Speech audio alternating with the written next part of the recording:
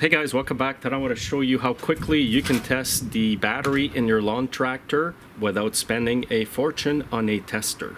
Here's the typical battery you'll find in a lawn tractor. Usually they're about 240 to 300 cranking amps. They basically last only 2 to 3 years here in the climate in Canada. And if you don't want to waste money buying a new battery, all you have to do is buy a cheap tester like this at Princess Auto, Canadian Tire, Amazon, Harbor Freight. I paid less than $50 for this tester like 5-10 years ago. They're probably a bit more now. But anyway, I'll show you how this works and how you can quickly determine if your battery needs to be replaced. And if you look at your battery, you'll see a sticker like here. It'll say 218, so February 18. Manufacturing date. This is way beyond the typical lifespan of a battery. Now, before putting the tester on the battery, I do recommend that you charge your battery. So I did charge this battery here for about 2-3 hours on a proper charger. Now connect the clamps on the proper terminals of your battery, of your tester here. Okay, so when you have both cables hooked up on the battery, the needle will go in the center somewhere here. See if it's disconnected, the needle moves. Now it's going over here. And to test the battery, what you need to do is push this down for about 5 to 8 seconds. It's going to put a load on the battery, just like as if you were starting the engine. And you want the needle here to stay in the green zone. So we're right at the bottom of the green zone, even though the battery's been charged.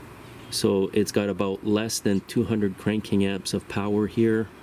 So now if I put a load on it, we'll see where the needle goes. If your battery's good, it should stay in the green or yellow section. If it's bad, it will go to the red section. The further down the red section it goes, that means the more the battery is bad. So let's try it out right now. See, this battery's toast. It goes right away to the bottom end of the red section.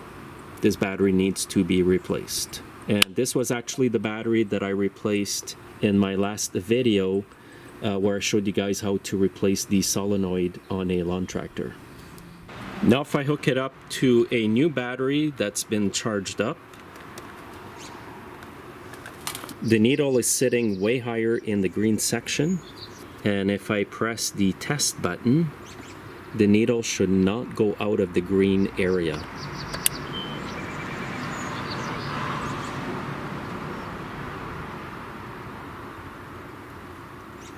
So we've got about 8 seconds here.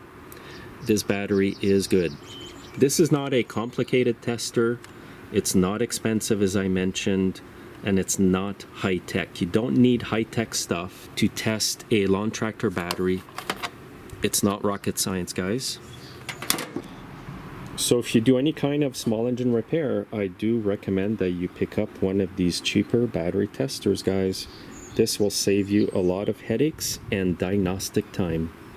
Thanks for watching. Make sure to subscribe and share the video with your friends. Have a good day.